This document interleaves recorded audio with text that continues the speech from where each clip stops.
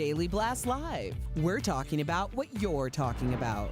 Real, honest, entertaining, live. DBL starts right now. 3, 2. Welcome to Daily Blast Live. It's Tuesday, March 10th. I'm here with Al, Brandon, Lindsay, and I'm Tori. We're getting ready for summer. You can see we're transitioning. Yes. I'm surfing in the USA over here. We finally got a couple warm days in Colorado. Yeah, it feels really good, right? Yeah, all right. Well, the fallout from the coronavirus is causing all sorts of extreme measures. And not to make light of it at all, it's actually affecting some of your favorite TV shows. Both Jeopardy and Wheel of Fortune are ditching their studio audiences due to the virus. This could be the beginning of a lot of changes we might be seeing.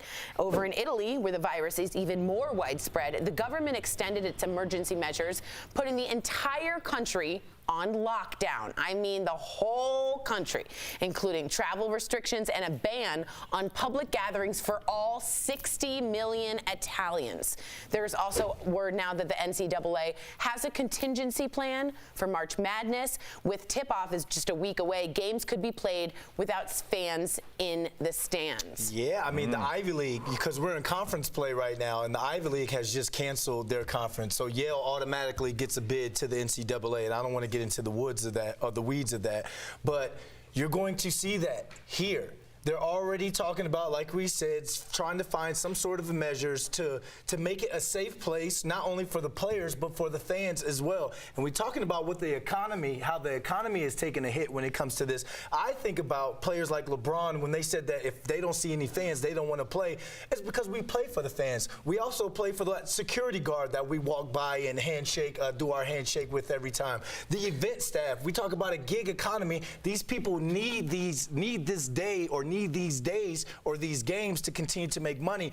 But at the same time, Al, do you want to risk spreading this virus to thousands of people? You know, and I want to ask that question to you guys. I mean, we obviously, Dr. Drew, friend of the show, says there's nothing to be worried about to focus on the flu, and I am continuing to do that. My question is, it's kind of like if your parents are telling you, hey, we're fine, don't worry about money, your mom and dad are fine, and then they're like, we're not having Christmas or Thanksgiving this year. It would kind of like your actions are not matching up, and the fact that Italy is not a country right now worries me. Yeah, so here's the deal. What you really need in situations like this, and we've been there before, all of history, the plague, the Spanish flu, right, all of this, the 1918 epidemic.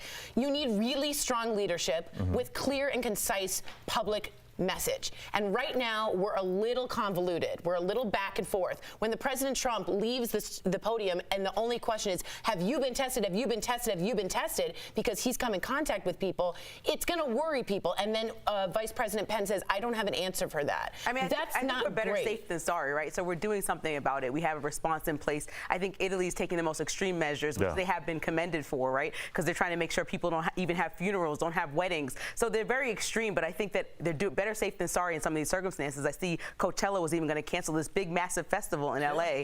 And just so you guys know, Italy has the oldest generation in all of Europe. They have an extremely much older generation, so that's also why they're taking those precautions. But Tori, when it comes to that confusion, I'm sorry, I'm not listening to this administration, and I'm not trying to Trump bash or anything. You know I stay in the middle when it comes to this.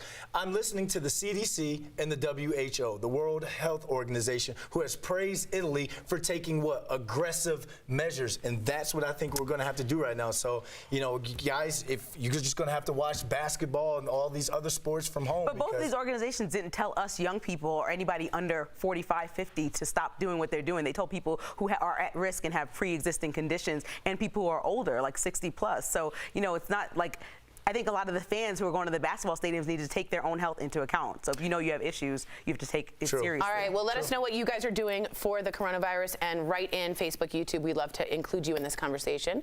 With so many on edge due to the outbreak, more and more people are stocking up on necessities like the toilet paper. What is the psychology behind people buying up rolls faster than stores can stock them? Or even worse, why are people like these getting into screaming fights over toilet paper, even though it offers no specific protection from the virus?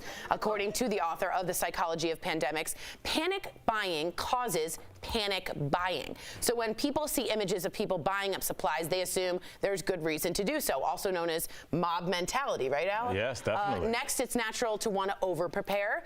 And finally, buying toilet paper allows some people to feel a sense of control. Yeah. I don't get well, that I mean, one. I think we feel out of control all the time. And as a parent, I think you're always just worried that, like, if something does go down and your kids are looking at me like, Dad, we have bottled water, right? And you're like, huh?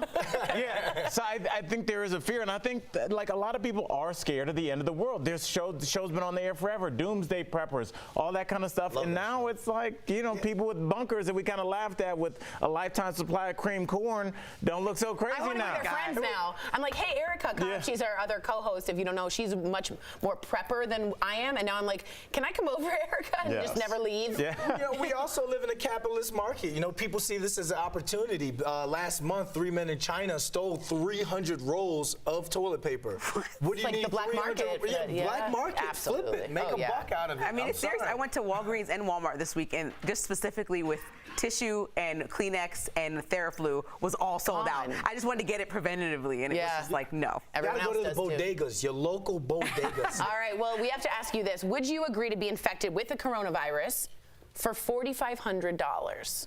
Okay, so listen to this. A biotech firm in the UK is offering 24 volunteers the money in return for being injected with the virus. Now, it's all for a good cause, medical research, so they can test a possible vaccine. But you would get expert medical care, but you would need to be quarantined for 2 weeks, eat a restricted diet, and avoid human contact and exercise. A lot of people do that already. Yeah. I'm like, That's not that bad. Look, black folk want nothing to do with these experiments, i.e. the Tuskegee experiment. Yeah, so I'm good on I'm that. going to go ahead and sit and take a hard pass on that one. Anyone else? Well, everyone writing in. Marquita Baker says no. April Phillips says hell no. Tori XOOX says hell no. LOL. No thanks.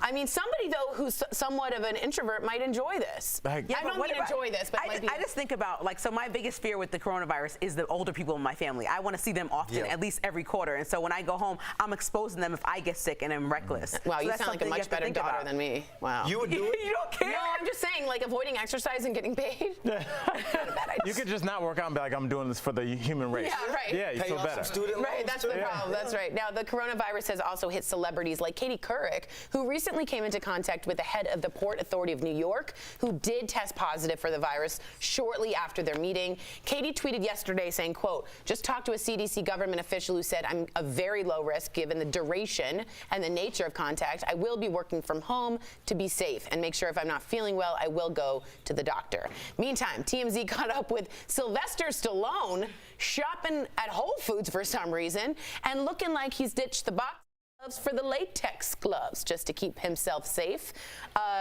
Cool. I thought he would have an assistant do that. That's what I thought too, but I mean, it's good to see the champ is still out there. A lot of people are using these latex gloves, though. Like Naomi Campbell had them on a plane, and doctors are just saying washing your hands is still more safe than the latex gloves. Because you can touch your face with the latex gloves. gloves. You know, it helps you if you're touching handles, but like if you ever touch your face, there it goes again. But a lot of people are saying mittens. A lot of the new trend is mittens so that you just have more social distance. Yeah, to save the 7-year-olds. Who's wearing mittens? I pay taxes. I'm not wearing mittens ever again. By the end of the show, I'll show you my mittens. But wouldn't you think about touching your face less if you had on gloves or mittens? Yes. I probably would think about it as I'm reaching up. But gloves can still get nasty. You still have to change. They're disposable gloves. Like, so if you're wearing them all the time, they can be just as nasty as your hands. You bought a box, Al, and have like 50 different ones. I just have one pair. I'm not buying a box of latex gloves. In other news, today is another big day in election 2020. 6 states are voting as we speak for who will be the Democratic nominee. It's basically a two-man race between Joe Biden and Bernie Sanders. And some are saying today is a make it or break it day for Bernie. He will need to pull out another big win in Michigan today, like in 2016, along with its 125 delegates, if he wants to maintain a path to the nomination.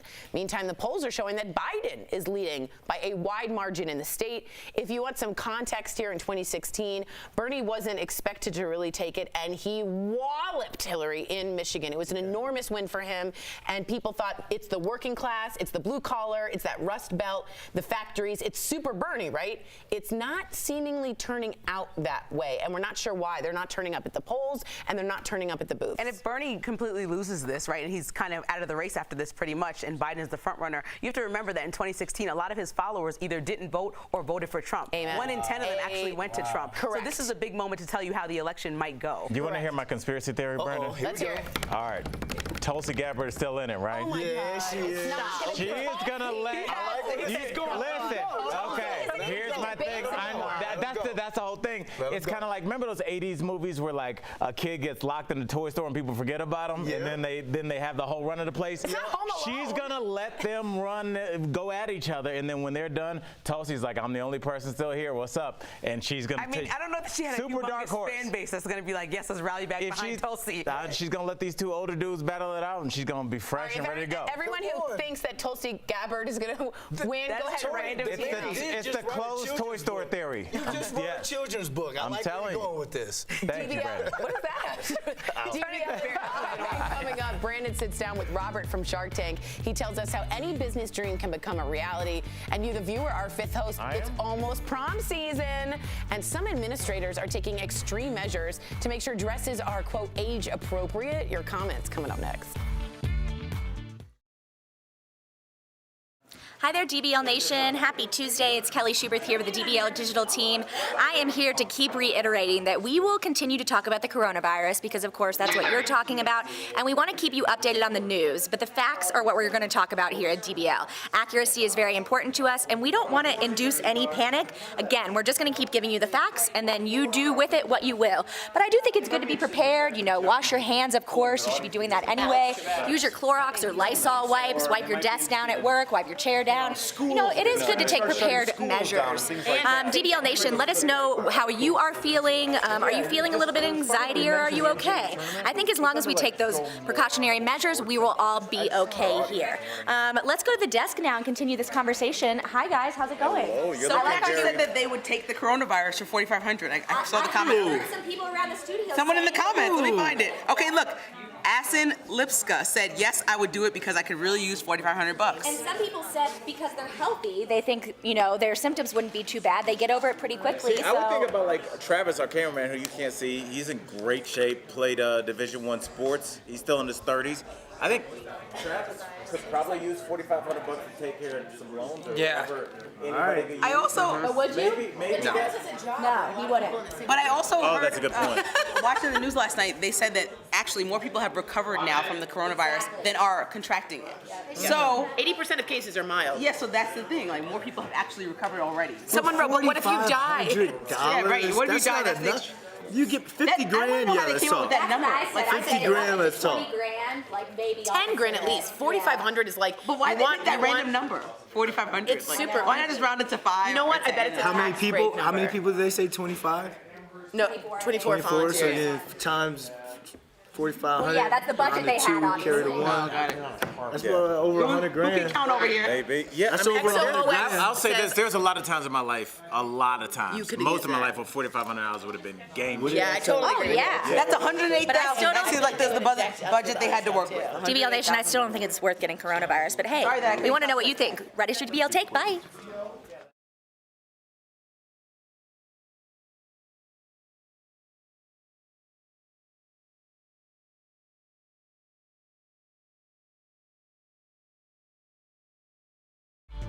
Welcome back to DBL. It's time for Fifth Host, and a principal's effort to police prom dresses has some students and parents saying, you crossed a line. Students planning to attend the prom were asked to submit photos in their dresses to avoid spending money on attire that could be banned due to excessive cleavage or skin. But after concerns of this being unfair, this rule will no longer be enforced. So we need to hear from the DBL Nation. Should schools pre-approve prom dresses? Okay. Again, this is public school. Go ahead, Mel. Danny from Facebook says decisions like this should be left up to the legal guardians of the child. What happens when the principal says yes to the dress and the parents say no? And listen, I understand. I think that schools have dress codes, so you really can't show up. Sometimes you get turned away at the door. And I've seen some crazy prom dresses, something that if my niece or little sister was in, I would go off on them. So I think that maybe the teacher shouldn't send pictures and say approve it. Maybe she should go over guidelines on what is and is not acceptable, and then kids can follow it and their parents can help them follow it. There we go. Carla from Facebook says this is a slippery slope. What happens when two girls wear the same dress, but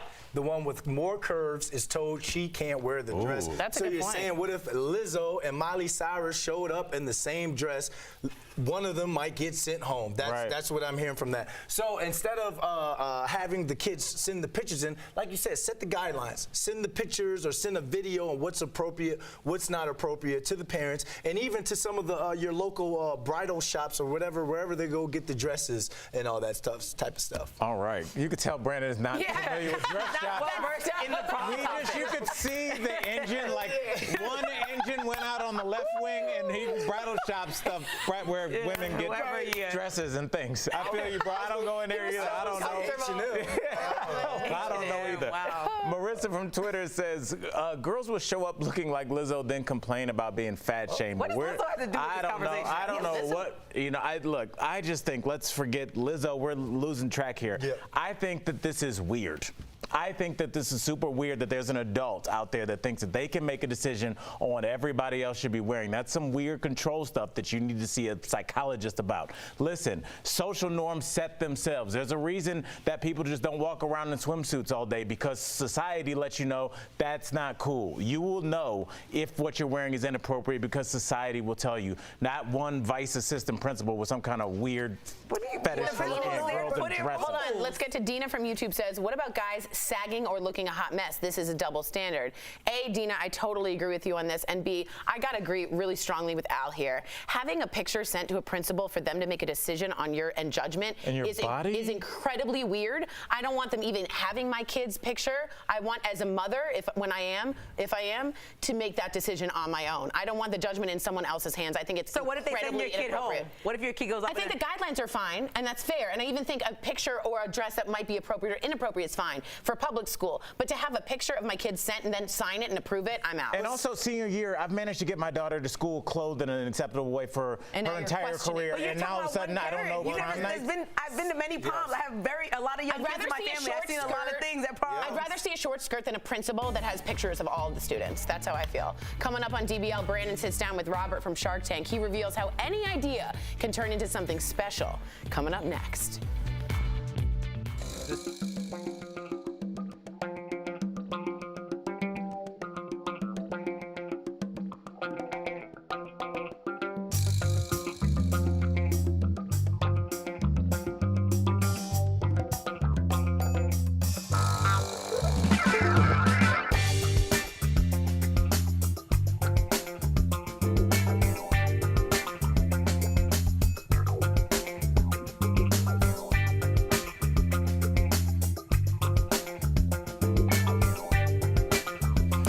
DBL Nation, Kelly Schubert back here with the host. Guys, I have to ask you about that fifth host. Does it make a difference whether the principal is a male or a female? No. Well, when I first heard it, when I first heard it, I was like, oh no, this man is collecting pictures of these young girls. And then when it was a woman, I'm like, oh, she's reminding me more of like my grandma who will be on Facebook and right under. I just thought, I was wrong in my judgment. I don't think any principal should collect pictures of students. Me either. That's but I do think they should put guidelines. I don't think it's a free for all. I'm with Tori. I feel exactly how you felt. Like it could, if there is somebody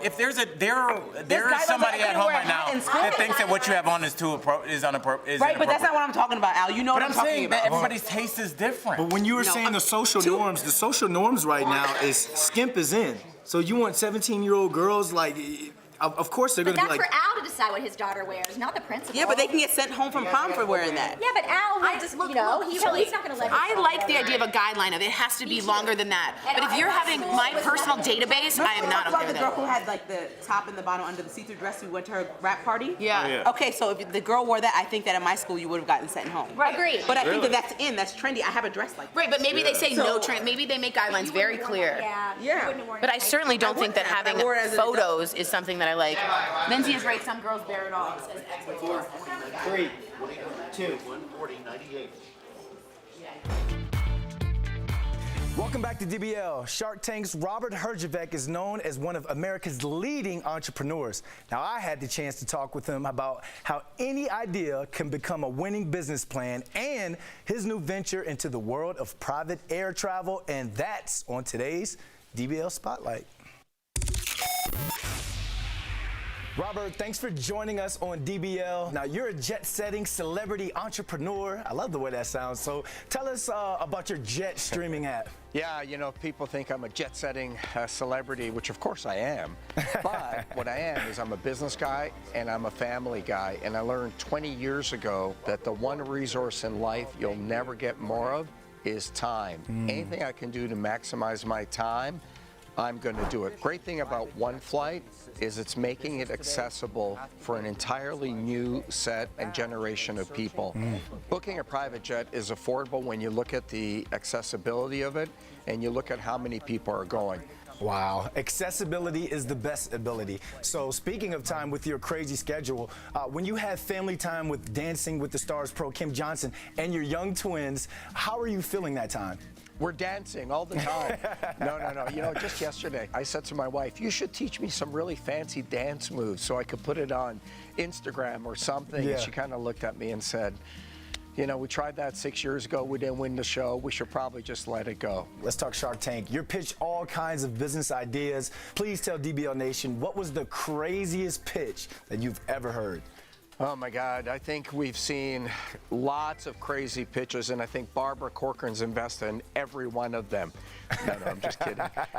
We've seen it all, but you know, the great thing is you never know when a crazy pitch is going to turn out to be a great business idea. Interesting. Because the entrepreneur is the one that can take crazy and make it great. I invested in these two entrepreneurs that made inappropriate, ugly Christmas sweaters, and today they have a $100 million business. Wow, this isn't an interview. This is a TED Talks, man. You're giving us gems right now. And to stay on Shark Tank, we heard that you weren't really a big fan of Mark Cuban when he first signed on. Are you guys friends now? We are absolutely friends. I love Mark. I have a lot of respect for Mark. You know, I think Mark is a very forceful, pushy guy.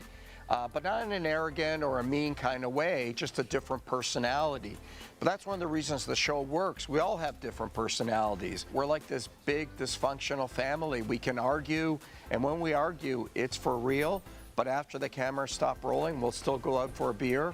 And I think we all respect each other. Hey, that's just like it is here at Daily Blast Live. And Robert, I want to thank you for joining DBL, and good luck.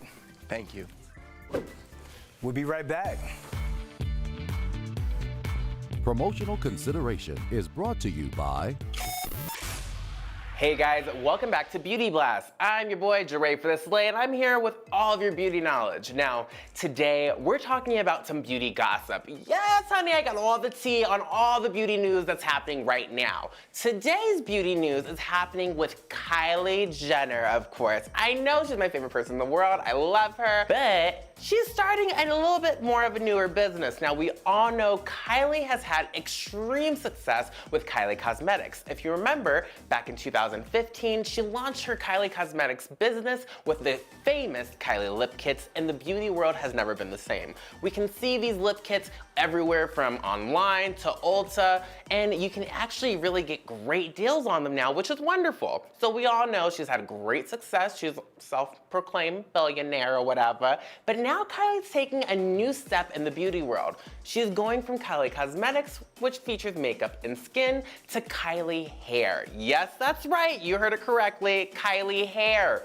Now, what is this going to entail? Let's back it up. Kylie actually submitted to trademark Kylie Hair back in May of 2019, and it was just confirmed February 6th of 2020 that the actual line can be used. So with that being said, we've heard there's going to be some shampoos in there, conditioners, hair masks and treatments, as well as dry shampoos. But most importantly, Kylie plans to launch hair color or hair dyes as well. So if you didn't know, Kylie's kind of been famous for these crazy pastel colors, bright, beautiful, bold fashion tones, right?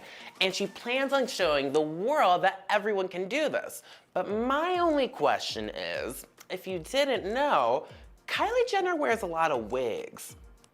Yeah, she wears a lot of wigs. So her hair typically doesn't actually have to suffer from different color treatments and different hair dyes in general, which can a lot of the time actually dry out your hair. So I hope to see how is she going to kind of mix these worlds together of that she uses so many extensions and wigs, but she's going to go ahead and push all of these hair colors and different hair treatments and whatnot that I'm not sure if she really uses. So we're keeping our fingers crossed that maybe this line is also going to have some hair extensions, some wigs, so that the public can start to get a little bit more into the real Kylie Kardashian Jenner look. Now, let me know what your thoughts are. Do you think Kylie should really focus on these shampoos and conditioners and creating this hairline in general, or should Kylie kind of stick to the cosmetics and skincare where she already has great success at? We see these celebrities jumping into the beauty world, so I want to know your opinion. Let us know at Jure for the Slay, or write us right down below, or at dailyblastlive.com. We'll talk to you guys next time.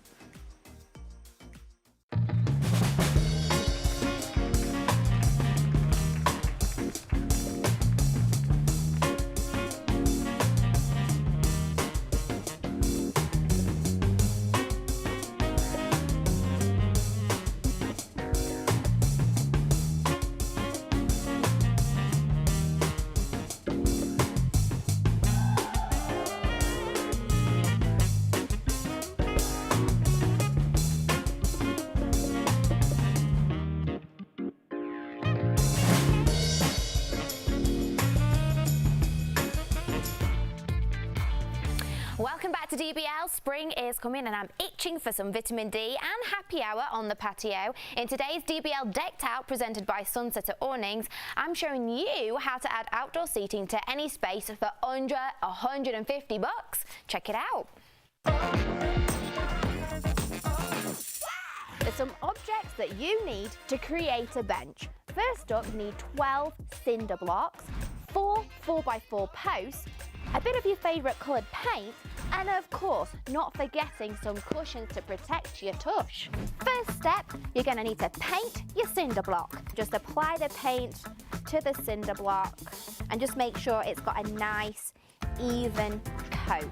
So, it's as easy as that, but don't forget, you've got to do this 12 times. So, after you finish your painting, it's time to get ready for some stacking.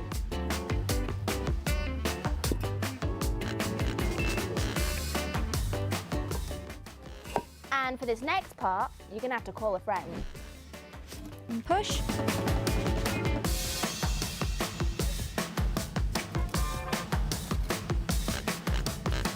And now you wanna get your cushions. Okay, so now my hard work is done. My guests can arrive, and I'll see you next time. I'm gonna go have a margarita. Bye. And for additional ways to jazz up your outdoor space, call Sunsetter Awnings at 800-281-4098. Wow, that was super duper cute. You got the new house? Yeah, baby. Let's go roll up our sleeves, get dirty, man. It's interesting. Yesterday, we had the conversation. What's the difference between an awning and a veranda? Wow, what a riveting conversation. I didn't know what a veranda was. I thought veranda was the thing that goes in between the tables, but that's just an umbrella. That veranda's the up. It's like a balcony on the top. Like you could stand on it, like you're a dictator and look down. You know what? It's a Vita. It's a Vita. I don't know what a. When she don't cry for me. Oh yes. She was on a when veranda. You like where the Pope comes out. Are we going to discuss at all how beautiful that bench was? It was gorgeous. Yes, it was beautiful. All right, let's bench this conversation. We'll see you same time, same place tomorrow.